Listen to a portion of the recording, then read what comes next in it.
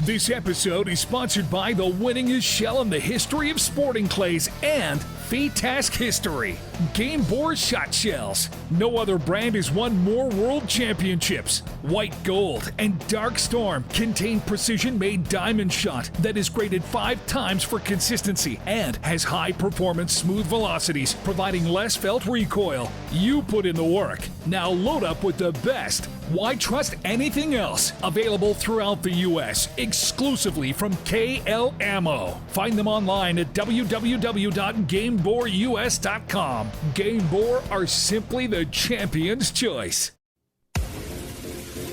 Welcome to the Dead Pair Podcast with your hosts, Jason Rambo and Sean Alley. We bring you all things sporting clays. Our focus is bringing new shooters to the sport and helping all shooters by giving you the most useful info from coaches, pro shooters, gun clubs, product and service specialists. The Dead Pair Podcast, what every shotgun shooter wants to hear. Paul? Dead Pair. Hey everyone, welcome to the show. I'm your host, Jason Rambo. With me, the man that's large and in charge, Mr. Alley. What's up, bud? Hey, we're here. We're back. We're ready to rock and roll. What did you drink? Did you just pound a Monster? Or I don't know. Something said 5-hour energy. I had like 3 or 4 of those. I figured I need to go all night, so we better get going. Hence his shooting problem, everyone. So how you been, Sean? I know you've been busy at work, right? Oh my goodness, yeah, it's been off the hook here. Good thing. I mean, just trying to deal with too much, I guess. And I always look forward to this every week, just to kind of unplug and do something different. Me too. I absolutely love hearing from everybody throughout the week too. That kind of keeps pushing us and getting us ready for the next show, you know? Yeah, well, and speaking of, I want to let everybody know we have not forgotten about you, those that are wanting shirts, hats, and other Dead Pair swag. Yes. I should have everything wrapped up here real close to the time this podcast comes out, where you'll be able to visit our website, www.thedeadpair.com, and should be able to pick out, we'll have hats, we'll have shirts, we'll have stickers, with more ideas on the way. It's just been a long journey. We've been really busy doing everything else with the show, and finally got around to doing this. Yeah, and you know, you kind of had a good idea. So I'm sure everyone knows shipping is ridiculous right now.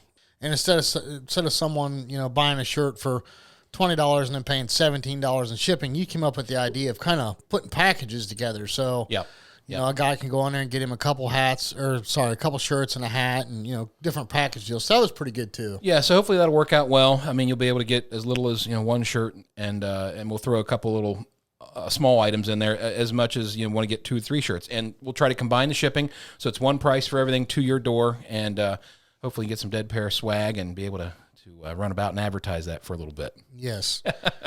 Well, I myself this week have been enjoying my new porting from Rhino Chokes. Yes, do tell. I still haven't got to shoot your gun yet. I need to take it for a test drive. Small fee, you know. I'll let you touch my Kolar. Okay, all right. No, everybody at Rhino better be listening to this. He's making me pay to shoot the gun, right? But no, hey everyone, we do have a big announcement. Rhino Chokes has came on board with us. They have extended a hand. They want to come be part of the show. We're very honored, very humbled to have them. Absolutely. You know, I don't know if it was me bragging about the porting or not, but they really enjoyed working with us, and they're going to continue that relationship. So yeah, well, hey, let's face it, good products sell themselves. Yes, I agree with that wholeheartedly, which is why we're with the sponsors we're with now. Absolutely. So thank you to the folks at Rhino, Scott, Matt, Jody, all you guys and gals in the office. Appreciate very much you joining us. So yep. Well, how about the business side of things, Jason? I know you got your Clay Range Design Works things going, and sounds like you've had some new projects going on. Yeah, I have. I'm getting calls from, seems like all over the state and all over the country. And, you know, that's not to say that I'm too busy, because I'm never too busy. Trust me, my wife wants to keep me as busy as possible to leave her alone. But, no, keep that in mind, folks. If you're in the Northeast, especially up here in Ohio, New York, Indiana, Michigan, Kentucky, West Virginia area, and you're in the market for an Atlas trap, or maybe you're looking at putting in your own 5-stand, or maybe you're a course that needs another 100 bird put in, or maybe you'd like to redesign your course, you know, give me a call. Be more than happy to help. The quickest, easiest way to get a hold of me is through my email, and that's Rambo, Rambo, at Reagan, REAGAN.com. Right on. So, listen, enough of that.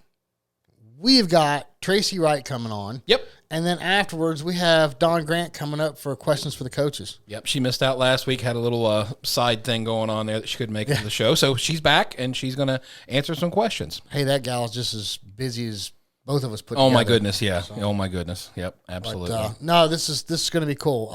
We had Tracy on for a short time there. He did some questions for the coaches with us when Chad was in studio. Super nice guy. Really looking forward to this. I know he's waiting on us to call. So let's hit some commercials real quick, and we'll come right back with Tracy Wright from Dark Horse Shooting.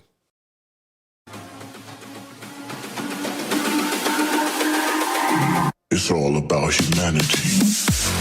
It's time to react like never before. For the first time ever, RE Ranger used artificial intelligence to test and optimize 1 billion different lens variations. It's time to see the sport in a way no one else has with React AI. Available now in frame kits, lens kits, and our most popular lens shapes. For more information, please visit reranger.com.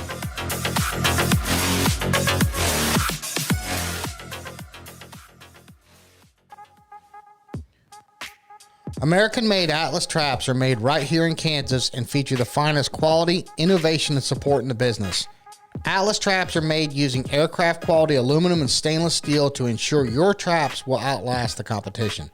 So whether you're an individual needing a private trap for practice and recreation, or a club needing to outfit your entire facility, family-owned and operated Atlas Traps can suit all your needs.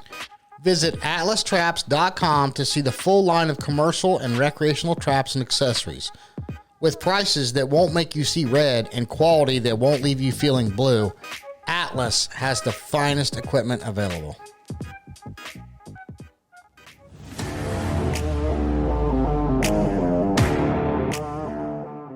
Rhino Chokes and Shooting Sports introduces the Elite GP30 Ultimate Choke Set in Gen 1, Gen 2, or the new GP30.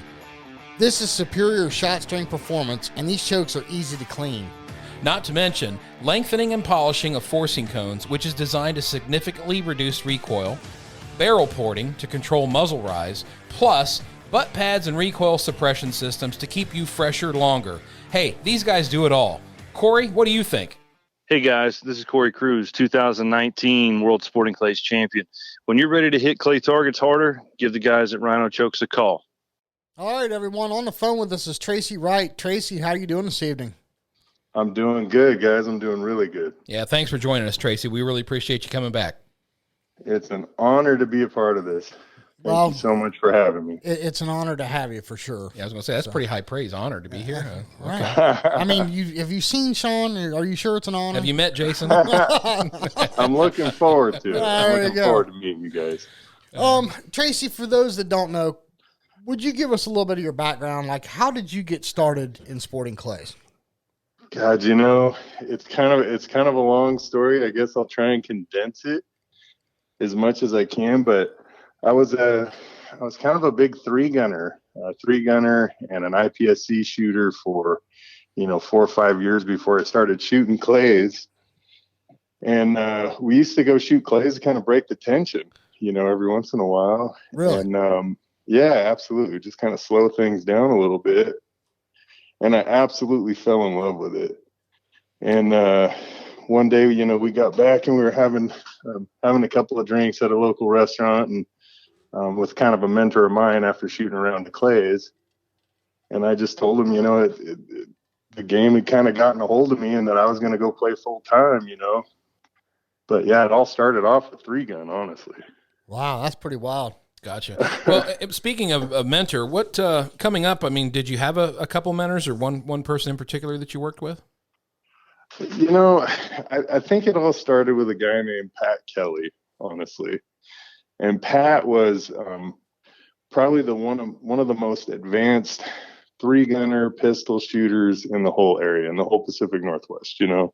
He was really fundamentally focused and just a real student of the game. He did everything from gunsmithing to pin shooting to steel shooting.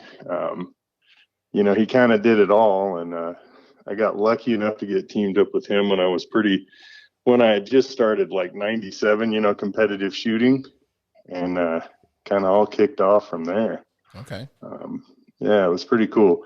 You know, it wasn't too long after that when I decided to really dedicate myself to clays, that I ended up meeting John Kruger and went and started training with him within about 30 days of starting competitive clay shooting. I think I was over in Indiana training with John.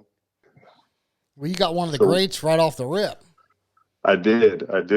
You know, it was really cool. My first clay tournament, I ended up getting squatted in the prelim with Tim and Gebben in the prelim. I shot the FITAS with Kruger, and I think I shot the main with Mike Wilgus. So, I mean, it was kind of like the most motivating start ever. You know, it was this, Right. you know, it was really cool. Everybody was just awesome. I remember, you know, sitting talking to Gebben, and Gebben was the one that recommended that I get over and start working with John. Well, yeah, I can imagine that being in that kind of company, you probably almost felt pressured to shoot well.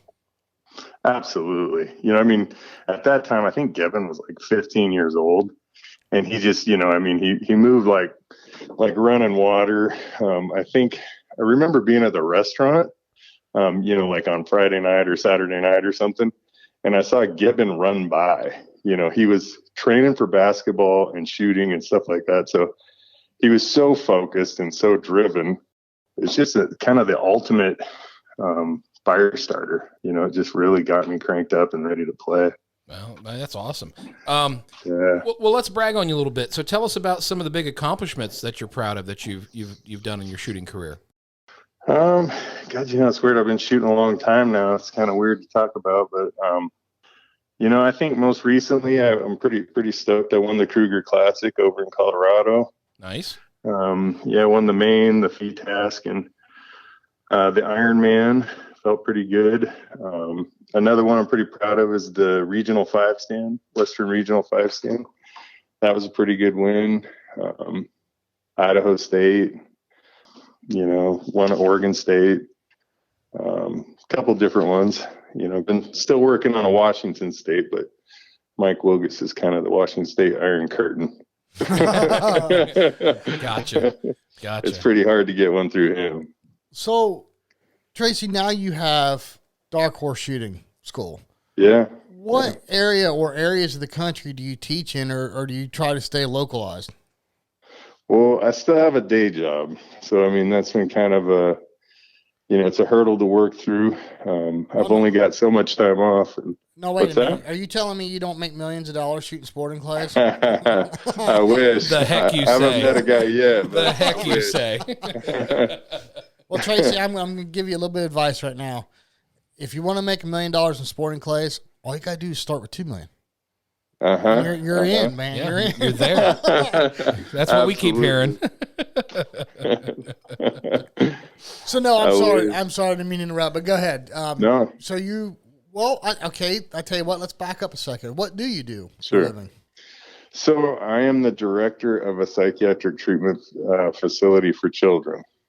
You better run, Sean. And I've actually, yeah, we've got a room for you, Sean. That's good. Hopefully it's padded and lots of rubber walls. How'd you know? I don't know. I can't admit too much. A lot of the stuff hasn't come out yet. He's got your number, dude. Apparently. That's right. Apparently. He's like looking into my soul and stuff here. Yeah, I've done that for like almost 30 years now. So it's been kind of crazy. You know, it's been a long deal. And I think that's why kind of my teaching ended up, you know, so psychologically focused was, you know, my background in psychiatry. And I've had a really cool opportunity to work with some incredible subcontractors that really kind of taught me a lot about my game and kind of helped me bring it to a new level. You know, it made me much better at my job, honestly. Wow.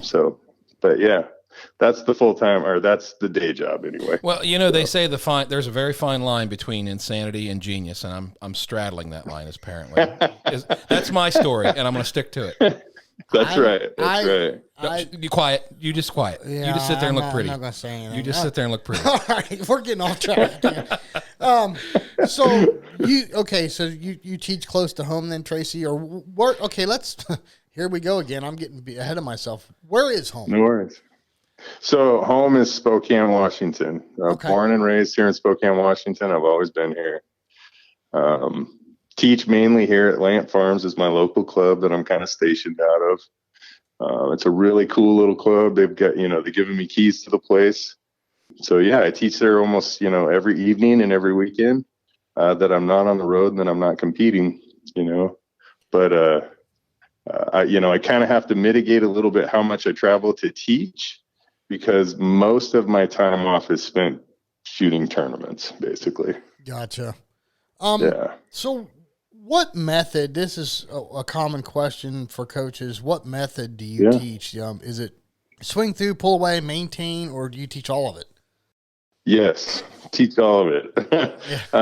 So, I'd have to say the majority of what I do is probably maintain lead.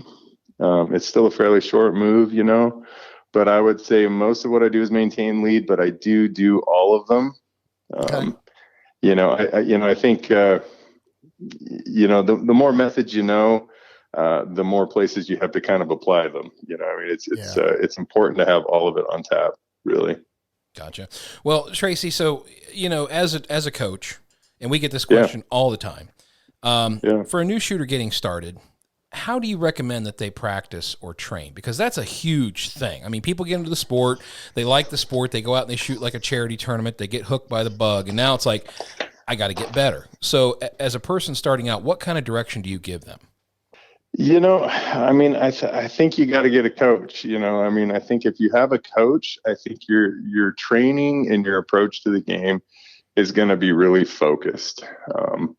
I think goal setting is tremendously important, so exactly what you're trying to get out of it, and be really, really focused, keep a log, really take incredibly good notes, and follow your goals. One of the things that I do with my students is I've got, I work in the psychology field, so everything is kind of measured outcomes and everything's a really structured approach, so I take that same approach with my students. I take that same approach with my own training.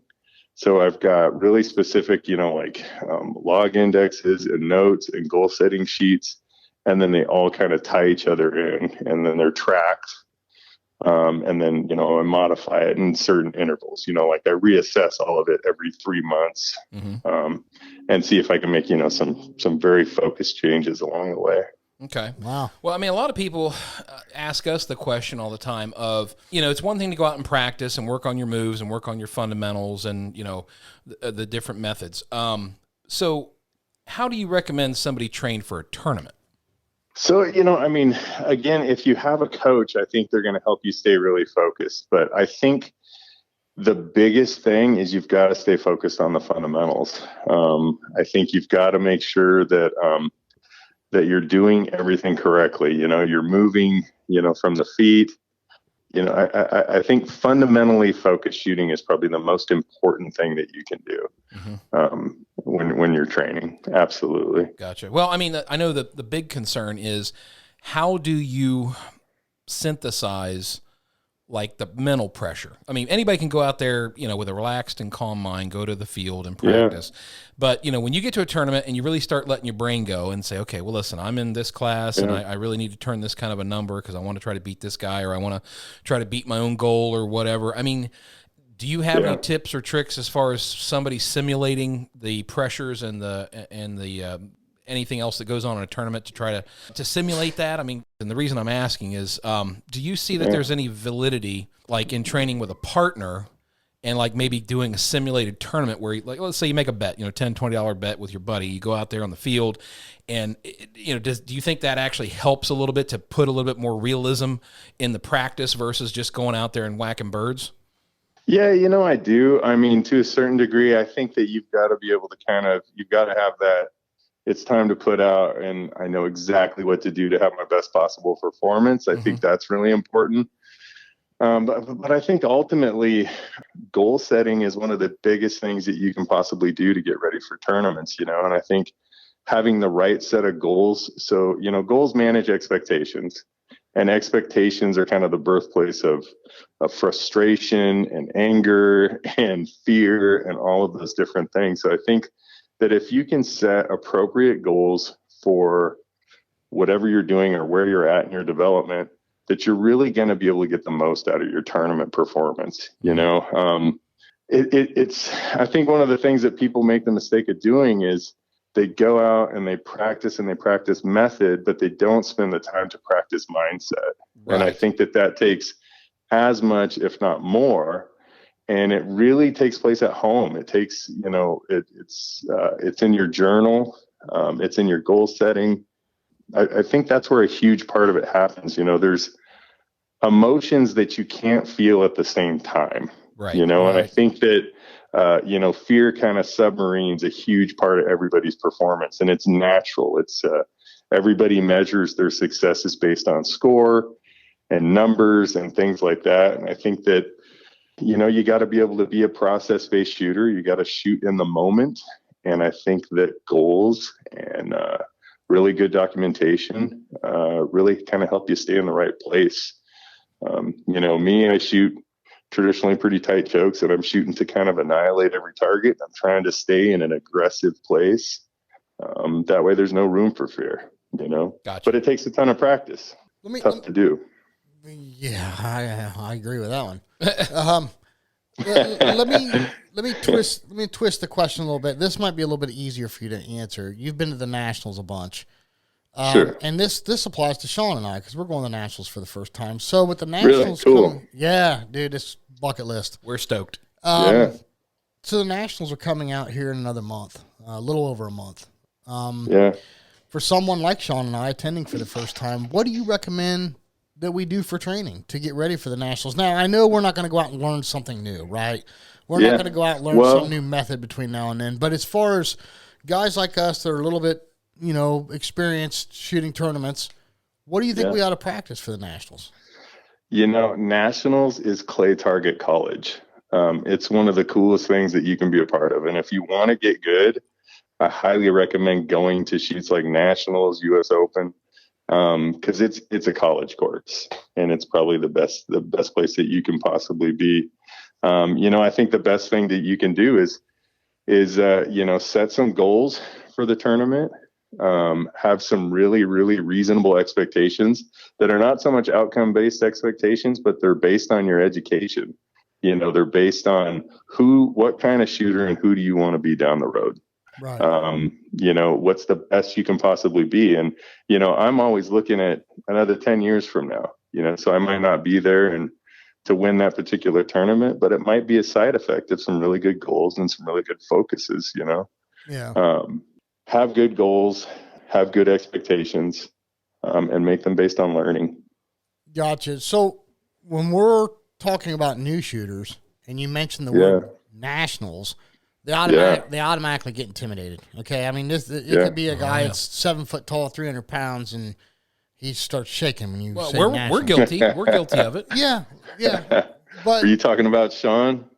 Maybe. Well, little shorter. You throw these little innuendos in there, Nobody picks up on. I feel like that was directed at you, right? You see, Tracy picks up quickly here. Oh, there you go. But no, we hear things all the time like, I'm nowhere near ready for that. But based on what you just said, that's not what it's all about, going to the Nationals, is it? No. I mean, what would you say to that person that's like, man, I'm not going, I'm an E class, I'm not ready for that. Yeah. What do you say to that guy? I mean, I know what we would say, but what would Tracy say to that guy? I'd say don't be intimidated. Enjoy the whole opportunity.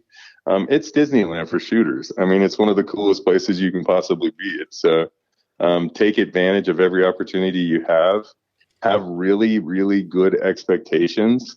I'll go to Nationals. I think I'm shooting 600-700 targets. I don't remember how many I'm registered for, but the value of that, I mean, I think you'd have to shoot 5,000 training targets at home to come anywhere near to equate to those 700 targets that you'll shoot at Nationals. Wow. So enjoy every target. take advantage of the fact that you're there, and set good goals. Realize you're at the coolest place you can possibly be. Right. You know. Okay. Well, let's take one event of the Nationals, and we're going to pick on the main event here. Okay. Sure. I've heard everything from you need to train for trap shots and quartering birds. You're not going to see anything over 50 yards. I mean, what's your if a guy that is listening to this and he's like, man, I'm going to the Nationals for the first time too. What can I really work on? Is there a certain presentation like that? Like quartering birds or trap birds that you would work on? So I don't know. And this is kind of like what I do with my students. If I have a new student, there's basic presentations that kind of a core value or a core fundamental lies in. Just turning really well, connecting with the target, moving in time, coming out of the hold point correctly. I think that you stick with the fundamentals. I think that as long as you hold on to those core fundamental values, you're probably going to do pretty good. Shoot a wide variety of targets, trap targets, crossing targets, whatever, but really focus on the basic fundamentals, because that's really what's going to get you the farthest at a place like Nationals. You're going to see it all. That's the benefit of Nationals. Right. So fundamentals are going to be key. Gotcha. Well, Tracy, switching gears here. So, we've touched on, new shooters being intimidated. Jason and I were guilty of that. Back when we started in 2017, Ohio State shoot came around. We were like, oh, we're nowhere near good enough to go to that. But I've never been more wrong. Right. Right. That's what you need to go to these things in order to be better. So I totally agree with what you're saying. But speaking of intimidation, he still is intimidated, Tracy. All you got to do is put him up on the make or break and watch him start shaking like a leaf. That's good, though. That's why you're there. Apparently, he's forgetting the first make or break where I spanked his butt. But anyways, I let you have one. we're gonna go ahead. I let you have one. I like it. Yeah. See what I got to deal with here, Tracy? It's just a rough show for me.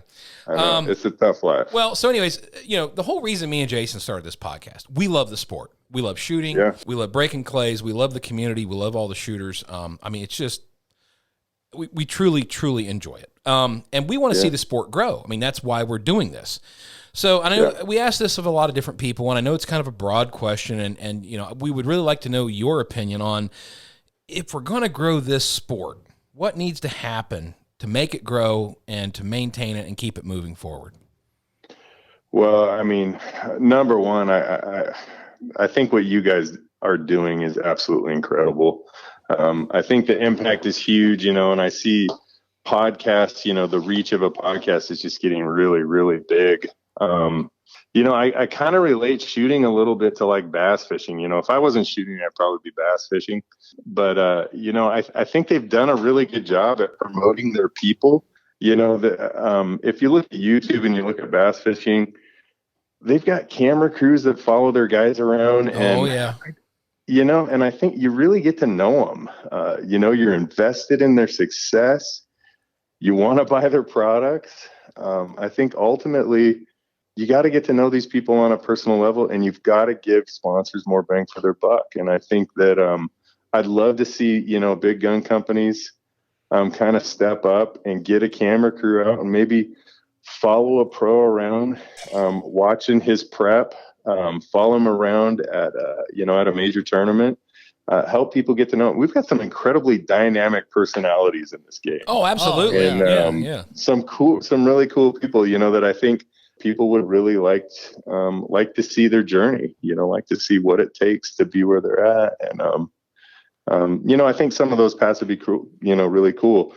It would be good to see kind of that similar model. Well, Ben Huswaite said something similar, because he said, look at all the reality shows. He goes, you don't watch these reality shows because you're learning something or you're being taught something. It's the show that's happening because of the person that's there making it. And the personality, just like you said, the crap they're going through, the crap they start, the attitudes, all that stuff is interesting to watch, and that's why people watch so much of it. So I think that's absolutely valid. And again, Ben said it pretty much the same thing you did. Put a camera on some of these people and watch what happens. Can you imagine following Chad Roberts around? Oh my goodness, that'd be awesome. We'd have so many views. Like, look at this nutcase. Right.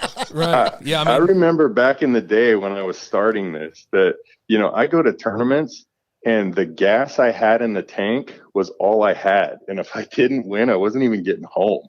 Wow. You know what I mean? I mean, I think people need to realize, when you want to perform at your best and you really, really love this game, there's so many people that have put so much into it, and, I guarantee I'm not the only one that wouldn't make it home if I didn't win. Well, you know what I mean? I would guarantee that there's a bunch of people out there that have done that. Yeah, that's true desire and love of your sport when you're doing stuff like that. We've heard similar stories. I mean, that to me that's hats off to you, man. I mean, anybody that's that devoted and that passionate about it, that's awesome. Yeah. I mean, it's been 20 years of loving this game. There's just I'm not going anywhere.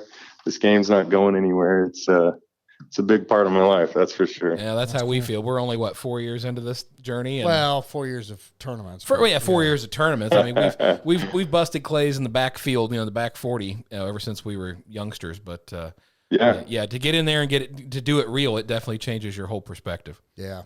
Yeah, it gets a hold of you hard. Oh, it does. It's a slippery slope, I tell everybody. It is. I think that's probably, you spend more time managing, not going too hard, if anything. Yep, right. Absolutely. Well, hey, Tracy, we do the rapid fire questions. You want to do some rapid fire? Yeah. Let's do it. All right, man. Cool. First of all, gun. K80 Parkour X. And that's 32-inch barrels? 32-inch choked thin walls, factory thin walls. Yeah. Ported I'm shooting extremes right now, but it's a factory choked gun. Okay. All right. Cool. Yeah. Ported? It actually is ported. It's ported by Krieghoff.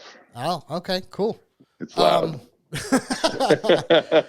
So you mentioned they're screw-in chokes and they're extremes. Do you have a go-to constriction that you use, or do you change them pretty often? I shoot a pair of 20s and I keep it there. I shot a pair of 20s for a good 14 years straight. And then, I think it was 2 years ago, I told myself I was going to try and change and try and learn to open up a little bit. And I just unravel at the seams. If I'm not smoking them or crushing them pretty hard, I start to question, changing chokes is changing your mind. Right. So, I keep the 20s in. Gotcha. What shells do you shoot? I really like RCs right now. Really? I'm pretty hooked on the RC. Yeah. RC's super clean, crush a target. Soft shooting. RCs have been awesome. That's cool. We need to get him we need to get him trying some white gold, Sean. Yeah. Well, you gotta ask him what his recipe is.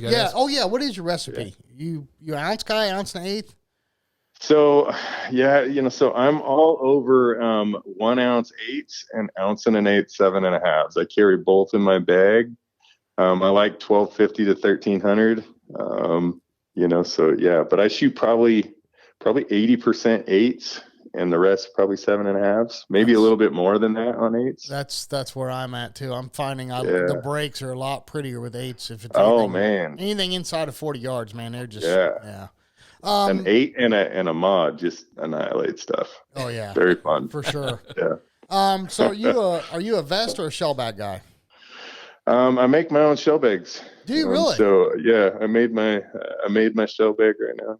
Very cool. So yeah, leather's kind of a little thing I do in the winter time when I'm not so busy teaching. Right now, there's not a minute to spare kind of situation, but yeah. Well, you're going to get a check from Sean Alley, and you need to address the shipment to my house. I want to check one of these out. Are you listening to this? Because I want to make sure that you're hearing this the same way I am. So I'm going to write him a check, and whatever he makes, he's going to send to your house. Well, yeah. All right. But I'm still wearing my bear pelt vest. But man, custom made leather pouch would be cool. Well, but I've wanted to check out bear pelt. That's for sure. It's definitely on my list. It's something that I plan on checking out when I go over to nationals. So you will absolutely love it. Yeah, that's one of those things that sells itself. It sells itself. Really? Yeah. Cool. I'm looking forward to it. So what glasses do you shoot with? Pillas. I've been in pillas for more than 10 years now. So definitely like the pillas. Ear protection. You got a certain brand? I just got a set of Auto Pros from Grace, and I'm honestly really liking them. You can stream some music. You can, they're Bluetooth, they're rechargeable. so far they've been pretty darn cool. Wow. Very cool. Yeah. Man, I've been so tempted to listen to music while I'm shooting to see if it helps. But I know I can't do it when I'm pulling the trigger, but I can do it when I'm out of the box. So, Really? I mean, it's the ultimate mood stabilizer. If you want to stay like aggressive, you can play some music to kind of manage that. If you're like too amped up, you can kind of play some stuff to bring you down a little bit. Music is a really cool tool for keeping you in that optimum place for subconscious performance. I think my problem is my Kolar would be used as my air guitar. I just probably not. I have no doubt that's what that would You be and used for. Chad both. Yeah, yes, I could see them both doing shotgun dueling guitars out there on the stand. Yeah, I could see that. Yeah. Man. I'd like to throw some plugs in Chad and then have the access to the music. See what happens. we keep bringing up Chad. Him and I just had a conversation the other day about when we were younger. He was in BMX and I was in motocross, and Yeah. we lived a lot of the same lifestyle, and that's all the farther I can go without making this show X-rated. Yeah, so gotta keep it PG. we'll Gotta keep stop it PG. there.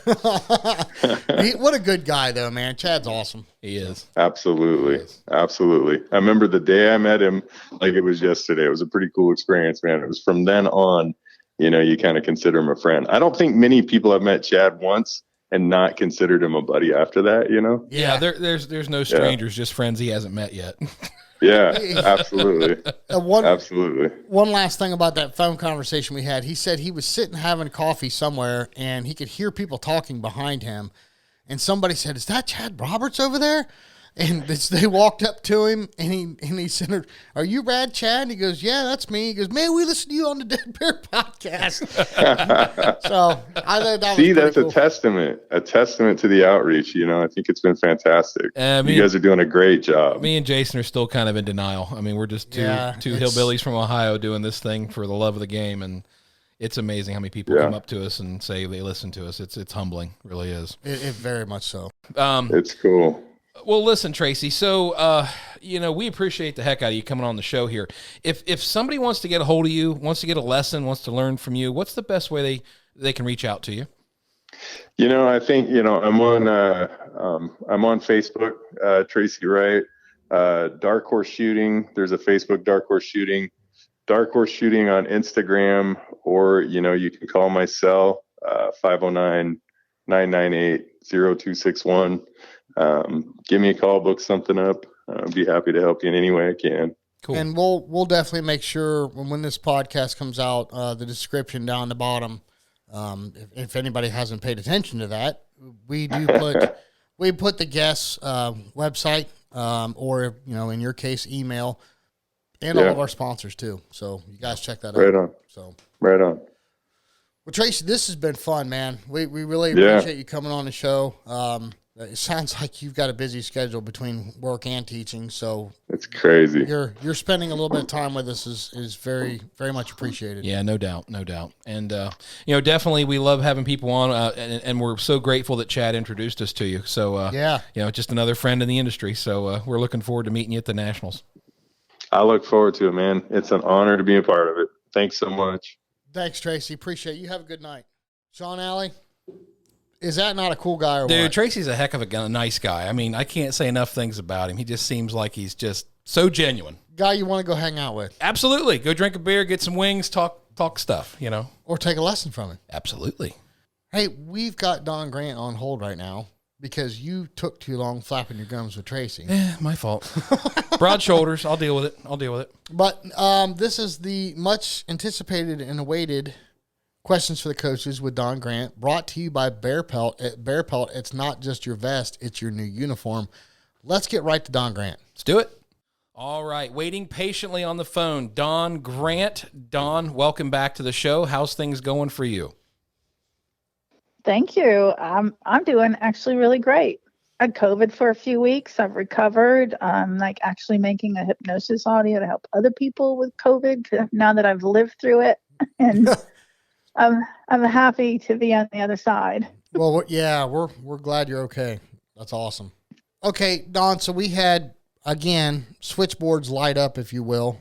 We posted questions for you, and just like when we had Kevin on the show, it was the same thing. We just kind of randomly picked two. We saved the rest for the next time we were on. The first question comes from, and Sean, am I pronouncing this right? Is it Cyril? Cyril.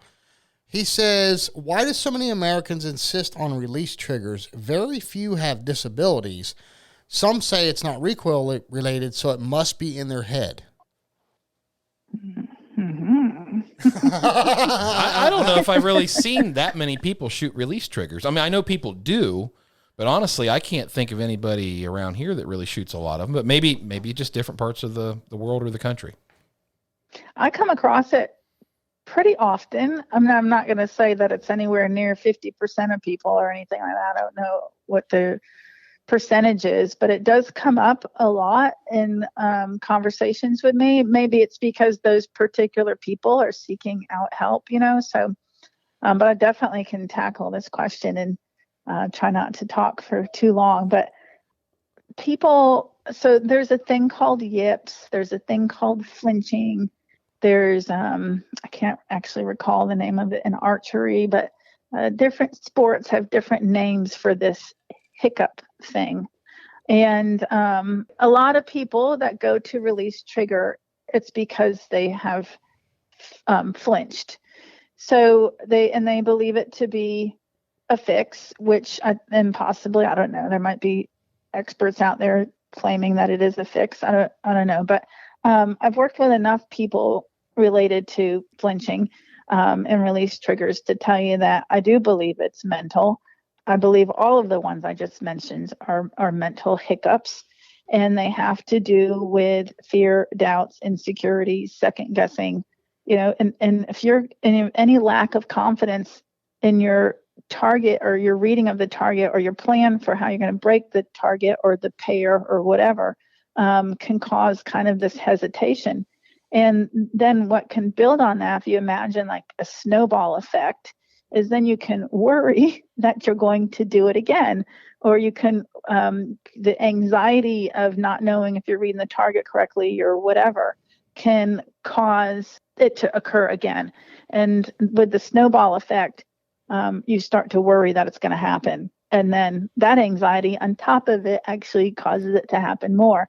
So a lot of people go to release triggers as a fix, and a lot of them have some immediate help, and they actually do get relief from flinching.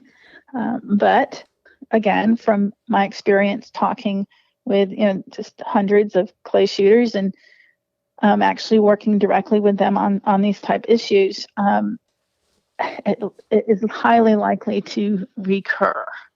So the flinching and the recurring is because, again, I believe it to be a mental problem. If the person hasn't figured out how to be more confident, how to get past second guessing or doubting or insecurities or whatever, if they haven't learned how to get past that, then what they're doing is like a Band-Aid solution.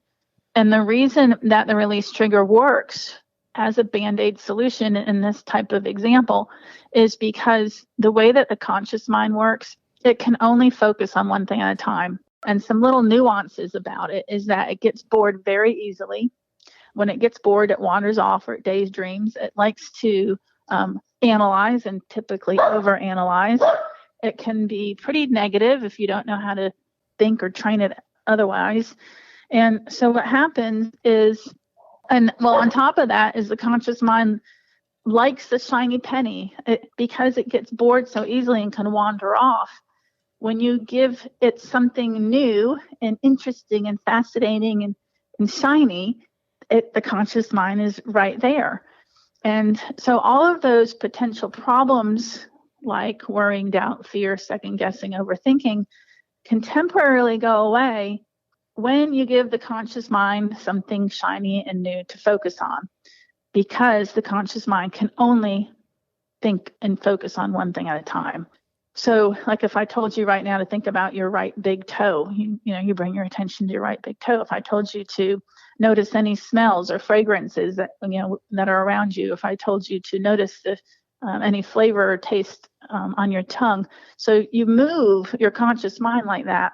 So if your conscious mind is second guessing, worrying, doubting, fearing about your plan, your target reading, how you're going to shoot the pair or whatever, it's not doing anything other than that. That's why people can miss and have issues. But when you give it a release trigger, it's the shiny penny effect. Would you say, Dawn, that it's almost like a false sense of security? I would definitely say that, especially if like their best buddy had told them, hey, this worked for me, I bet it'll work for you, or some high profile instructor, or they read it in a magazine. Then they come in, and you could say that's even like the placebo effect. Like they believe it's going to work before they even do it or before they even change over. But really, beyond that, and can be many factors, but the biggest one I think is it takes a lot of conscious attention to release a trigger. It's kind of unnatural for your finger. You're used to the mechanics of pulling. So when you release, not only do you have to hold it, you have to think about releasing. You have to do it at the right time. And it takes a lot of conscious attention. And because it takes so much conscious attention, you cannot be second guessing at the same exact time. And so sense. That works until it's no longer shiny and new. You get familiar with a release that becomes where the conscious mind is, again, this is boring, monotonous, the same old thing, and it can wander off, and it's back to doubting if the person hasn't fixed that part of their mind. Gotcha. Okay. Second question. I'm going to paraphrase this. So Dimitri asks, how do I understand or feel the right state of mind when I shoot best? And how do I measure it and observe it? Does that make sense? Absolutely. Yeah, definitely. I believe that what he's referring to when he says the right state of mind, he's talking about the zone state. Right. So most people are familiar with what we call the zone. Some people have never heard of it, but most people have heard of it. A majority of those people say that they've experienced the zone at some point in time. Some say once or twice, but most of them think that it's pretty elusive and it's not something that you can create. I don't know if you two are familiar. I think you are, but most people have heard that. I have that free webinar called The Elusive Zone. It's on my website, but that's where I talk about exactly what the zone is and the exact pieces of the puzzle that I have learned creates the zones. And that's from really asking client after client, interviewing people and talking to them. So most people would say the zone, or like this question, how do you understand or feel the right state? The zone, and you can use your own words, but it's going to be something like, I didn't think about the shot at all, or my mind was clear. I didn't analyze. That's one piece of the puzzle. Another is, it didn't feel like I pulled the trigger, like I just pulled the trigger, or it just happened. And next thing you know, the target was broke. That's another piece of the puzzle. Another one is time just seemed to slow down. And next thing I know, I'm on the last station and I felt like I could just keep going, but I was surprised I was on the last station. Another one is the target seemed slower and bigger and more clear. So these are pieces of the puzzle of how people would describe that best state, that right state that we call the zone. Again, my free webinar goes into this even more, but that state is not elusive if you understand the pieces of this puzzle and you understand how to train your mind on those pieces of the puzzle, and then you bring them all together. But, again, for anybody who's experienced that, you can create it. You need to understand the pieces, but you need to train on those pieces. You need to build the skill sets for each of the elements. So ultimately, I would say, how would a person measure it and observe it? Well, they observe it with some of those examples I just gave, but they really do have peak performance during that time. It feels like it wasn't them. It just is easy. It's natural. They're in this flow. That's another word for it. Some people refer to the zone as the flow. They feel euphoric. They feel like they just could conquer it all. And that's ultimately what I teach people how to do. Well, Dawn, let me jump in here for just a quick second. I'm going to give a dumb example, and people are rolling their eyes right now. So I won the fee task at the Ohio State for my class, and I shot the best I'd ever shot in a tournament. And I was just rolling on cloud nine on a Thursday. Then I stunk the place up on Friday in the prelim and Saturday and Sunday in the main, and I could not figure out and put together in my head what is wrong. So I want to attest to what you teach, because I went back and I listened to some of your lessons that you had extended to me, and I realized what I did wrong. And I basically was in that zone, okay, the elusive zone that everybody talks about. And then I thought I could just ride off of that without understanding what it was, how I felt it, why I felt it, and how to get there.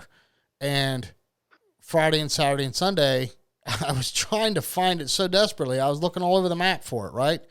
And I did not do the key things, the key fundamentals that you teach to get me back into that zone. And so I will attest to your lessons that if I had paid attention, if I would have followed what you had talked about, I'd have been okay for the rest of the weekend.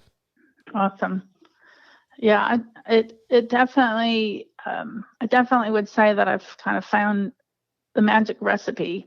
And if people do it, they have great success. And I get really awesome feedback, just like what you just said. And it is about being deliberate, and it's about being mindful. But you have to know what you're being deliberate about. You have to know what you're being mindful about. And most people are just kind of in this autopilot kind of zombie mode where they're just doing the same old thing over and over again. And as I said, you keep doing the same thing over and over again, you're going to get the same results. So if you don't know how to do it different, you're going to keep getting the same results. And it's kind of like putting new software in your computer. And the new software is understanding that state of mind that's being asked here. Like, what is that? And what does it feel like? And how do I create it? And I mean, there's no 5-minute answer for that other than what I gave. Right. Well, I mean, we all love to be there. I mean, let's face it. We've all experienced it to some degree. The frustration, or I guess the challenge, is getting yourself to be able to repeat that time and time and time again.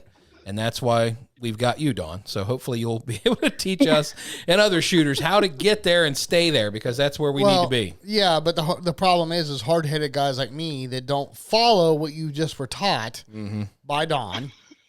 So, I mean, but you know what? It's funny because Kevin DeMichael said it one time on a podcast with us. He said, look, he goes, when you're in the right frame of mind, when you're in that quote-unquote zone, you can have a herd of Cape Buffalo behind you charging and not know it. And that's the way I was when I shot that FETASC event on a Thursday. Is it didn't matter who was there, didn't matter what was going on, didn't matter about the noisy golf cart behind me. I didn't even notice anything. And when we got to the last peg of the last parkour, I was like, wow, we're done? Really? Are we over? Yeah. And I thought, and I made the biggest mistake I've learned, and Don, I'm sure you've heard this, is the guy that says, oh man, I've got this. And that happened on Friday, and it's like, oh, well, not only do I not... Maybe not. Not only do I not have this, I don't even know what it is I'm supposed to have. So, but, I went into that panic mode for the rest of the weekend. I didn't go back and, divert back to your lessons. So, listen, anybody that's listening, this woman right here has the ultimate solution. If you're in that mental state and you're having that problem, I'm telling you, it's my own fault for not following what she taught. Excuse me. I'll learn how to speak English here in a minute, too. That's one of these days. Speaking English and shooting sporting clays. I'm going to learn this before it's all over with. But, no, Don, I mean, hats off to you, because you had it all out there in front of me, and I just failed miserably. You just got to listen better. Right? So, yes. Well, you just brought up another piece of the puzzle that I had left out, and that was everything disappears around me, which is another common phrase, worded in one way or the other as to what happens when someone's in that optimal state of the zone. Yes. The herd of cattle or whatever could be coming up behind you, but it's you and that target, and everything disappears around you. If you stop and think about it, The problem with not being in the zone is everything the opposite of these pieces of the puzzle I just gave you. So if one element of being in the zone is everything disappears around me, well, then you're your own worst enemy if you're thinking of everything around you. Yes. You know, that stupid golf cart, the music's too loud, or that side by side and they're obnoxious and they shouldn't even be out here, or my squad mate keeps telling me how I should shoot and it's not like I even asked him, you know, or this person talks too much, or these targets are horrible, and you know, there's too much sun in my face, and on and on. That's the opposite of one of the elements of the zone, and that's what keeps people out of it. So a big part of my training is teaching like I'm teaching now, but then eliminating the things that are holding you back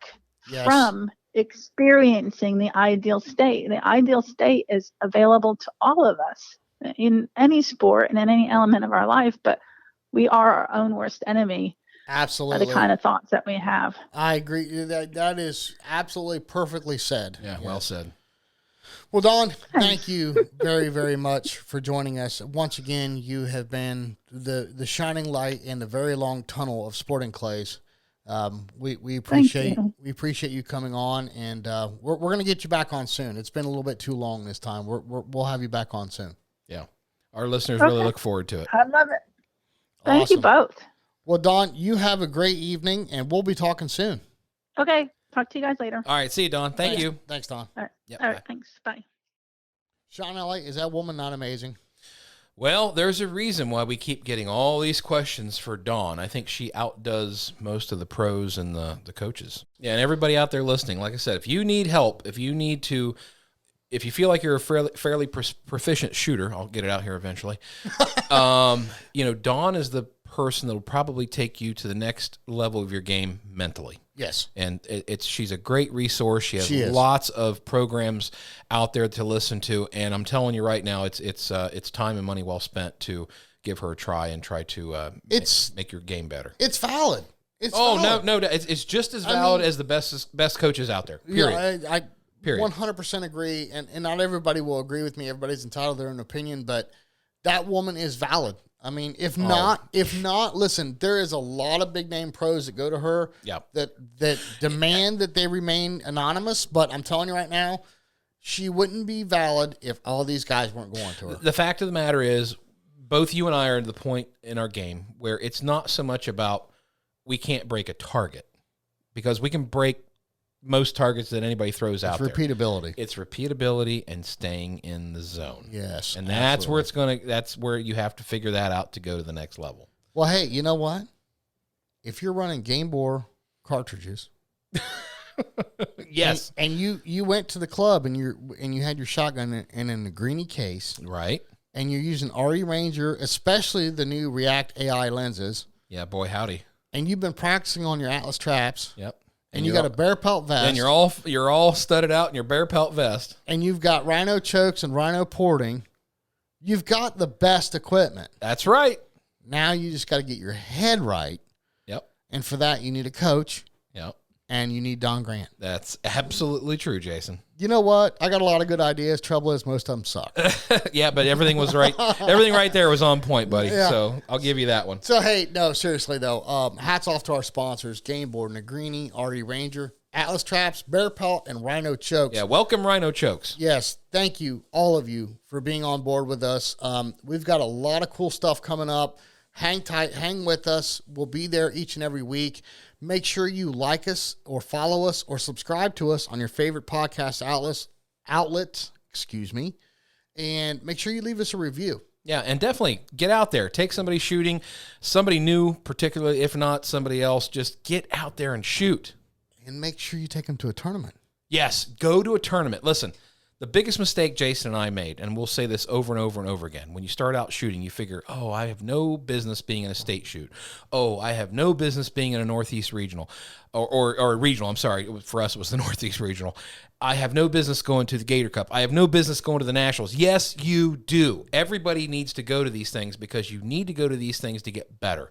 You belong. You're a shooter. Get out there. Break some clays. Hey, listen, Mr. Browning said it best. There's no strangers in sporting clays. There's only friends you haven't met yet. Absolutely. And you're not going to meet them if you don't go to these big tournaments. You don't live through the experience. You know, the wonderful target presentations, the food, the friends, the family. You know, it's new environment. It's new shooting grounds. You owe it to yourself and to your friends to go to these big shoots. Yeah, because it's a fantastic community. It's almost like a family, and there's just absolutely a ton of fantastic people out there to meet. Yes, absolutely. But hey, Sean, until next week. You'll catch us right here on the Dead Pair Podcast.